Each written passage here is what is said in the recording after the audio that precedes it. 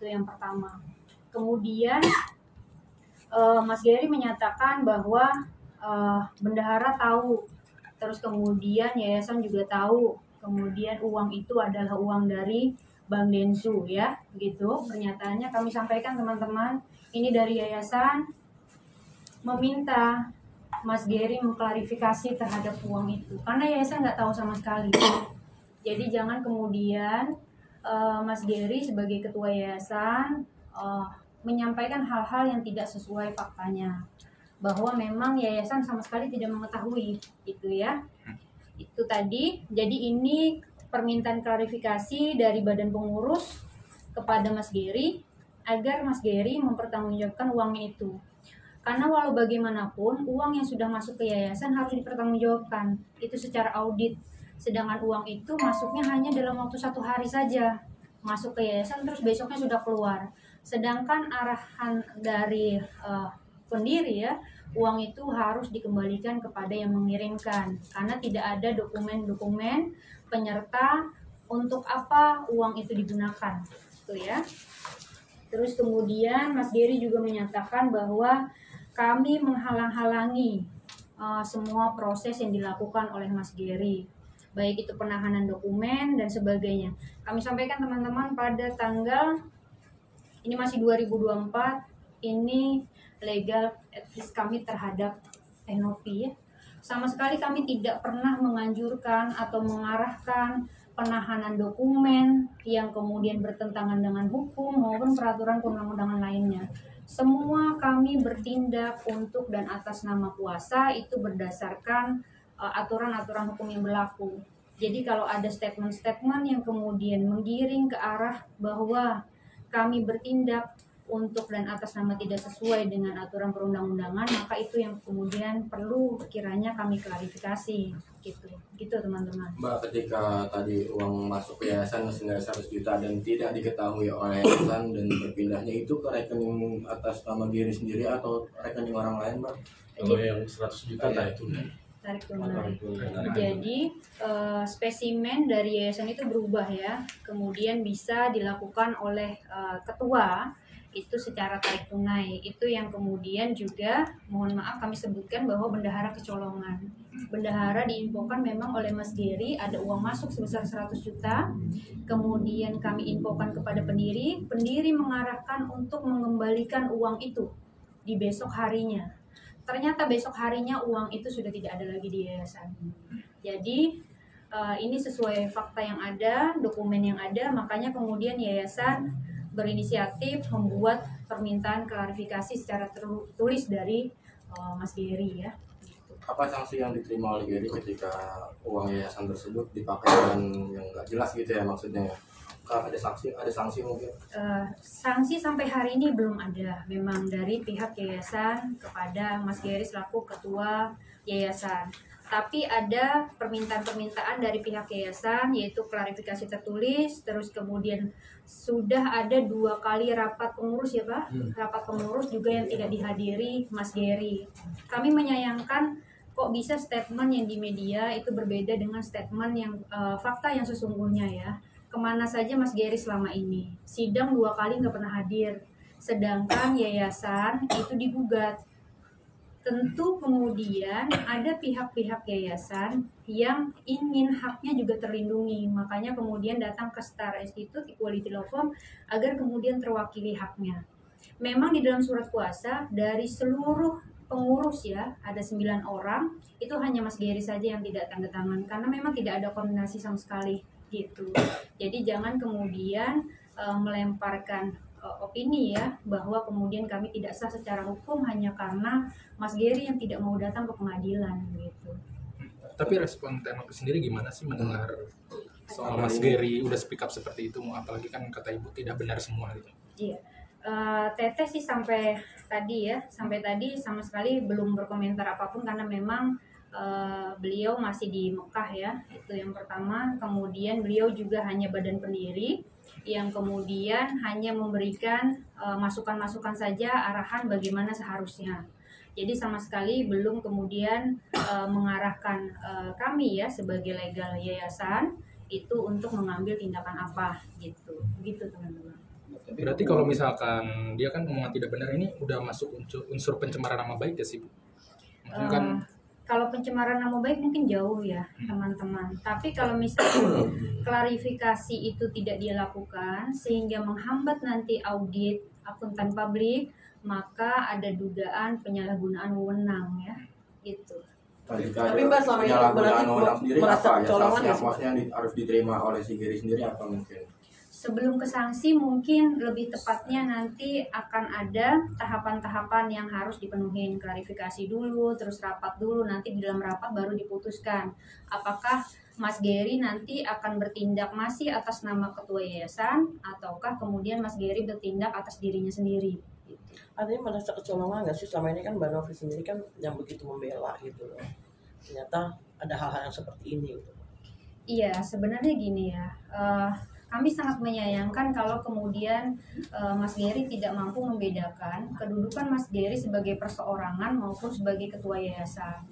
Kalau sebagai perseorangan itu boleh-boleh saja, mau ngomong apa saja boleh saja, bertindak untuk atas dirinya boleh saja. Tapi kalau sebagai ketua yayasan, maka penting kemudian adanya koordinasi-koordinasi dengan 9 pengurus lainnya yang ada di yayasan. Ini yang tidak pernah terjadi sampai hari ini. Jadi kami tekankan teman-teman, semenjak Mas Gary menjadi ketua yayasan sampai hari ini tidak pernah ada rapat pengurus yayasan yang dilakukan oleh Mas Gary, sehingga kemudian pihak yayasan merasa Mas Gary bertindak atas namanya sendiri, bukan kemudian membawa nama yayasan gitu. Tapi kata Gary sendiri kalau nggak salah ini kan uang operasional ya, kalau nggak salah itu gimana menanggapnya? Uang operasional gimana ya? Yang untuk NDT sendiri, dan itu juga kalau nggak salah udah koordinasi sama Densus sendiri, gimana? Uang operasional? Yang mana? Yang mana uang Operasional. operasional? Yang 100 juta itu diambil buat uang operasional. Oh bukan. Kalau yang 100 juta itu, kalau kemarin kami dengar di media ya Pak, bahwa itu adalah uang yang akan digunakan untuk audit akuntan publik. Sedangkan audit akuntan publik itu tidak pernah didiskusikan dan tidak pernah ada dokumen ke yayasan bahwa itu akan dilakukan oleh siapa, terus dokumen-dokumen apa saja yang diperlukan.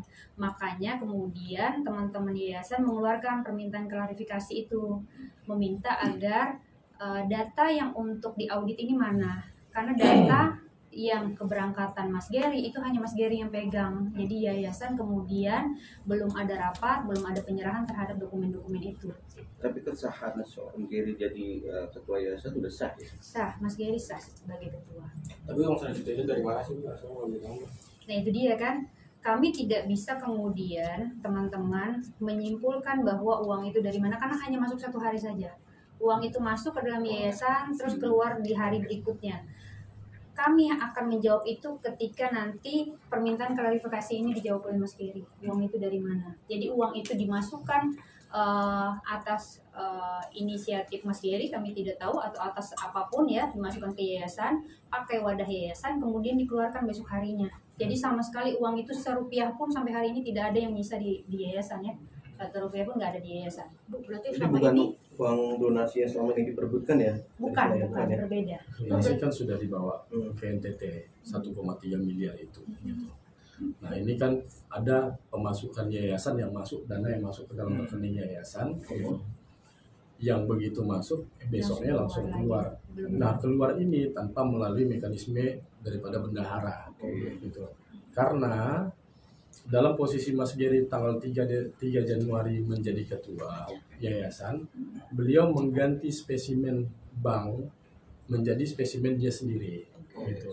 Sehingga karena ini penarikan tunai, sehingga ini terbaca menjadi penarikan yang dilakukan oleh Mas Gary.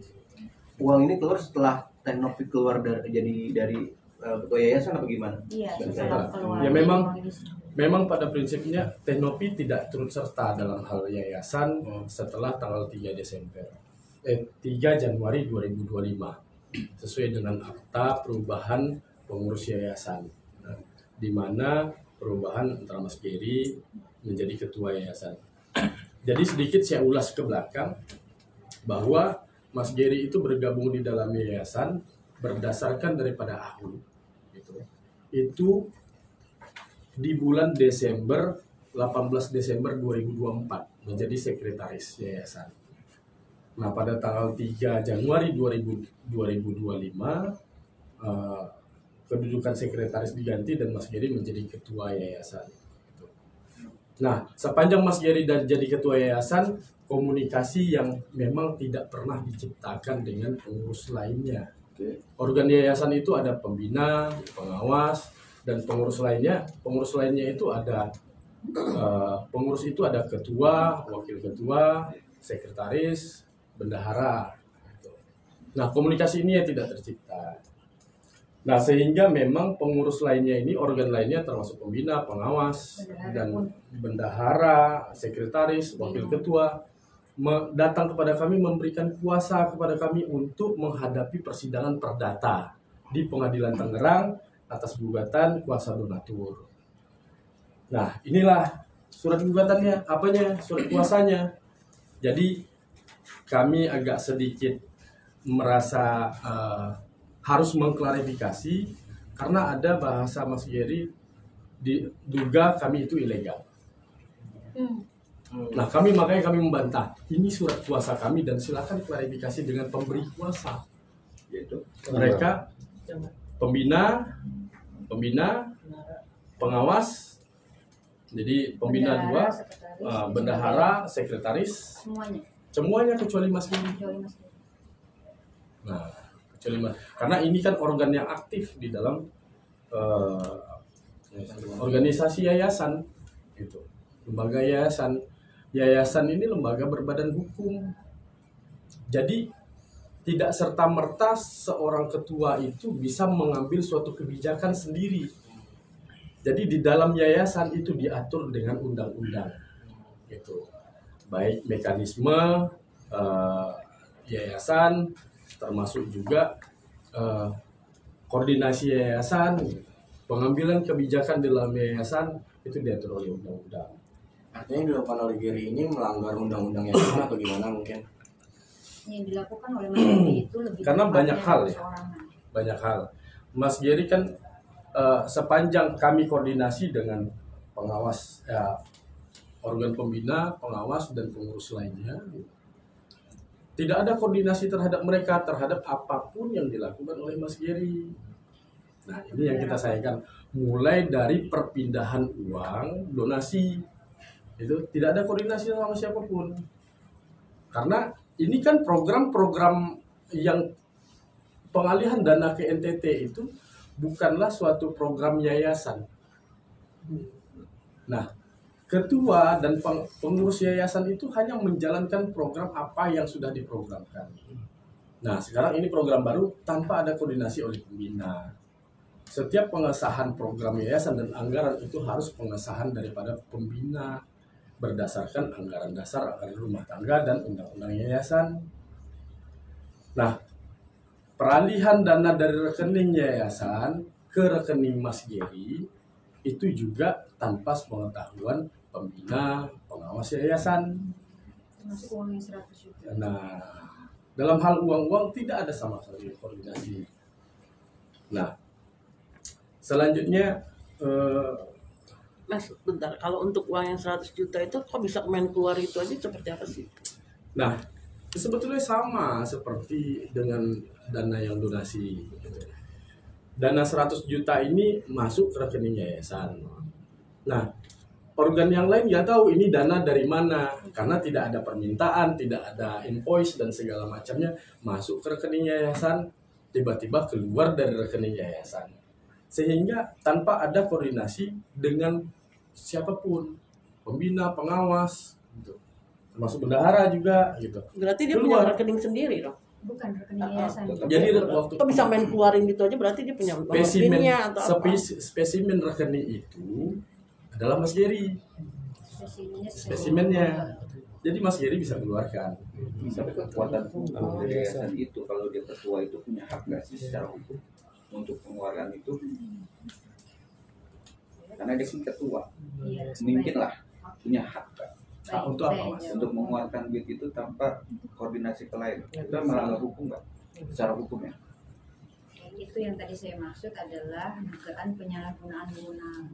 Kalau kemudian dia mengatasnamakan ketua yayasan, maka dia minimal harus berkoordinasi dengan bendahara, sekretaris, dan pembina yayasan. Poin itu ya. Poinnya itu, kalau uang itu masuk kemudian keluar begitu saja, maka bagaimana kemudian yayasan bisa mempertanggungjawabkan uang itu? Sedangkan wadah uang masuk itu adalah rekening yayasan seperti ibu tanya tadi, bukan pribadi. Kalau memang tadi klarifikasi Mas Gary bahwa uang itu untuk kemudahan Mas Gary, kenapa kemudian tidak ditransfernya ke rekening Mas Gary saja, jangan ke yayasan? Karena ada pertanggungjawaban yang harus dilakukan oleh yayasan terhadap apa yang masuk dan keluar dari yayasan. Nah, terkait pada kuasa, saya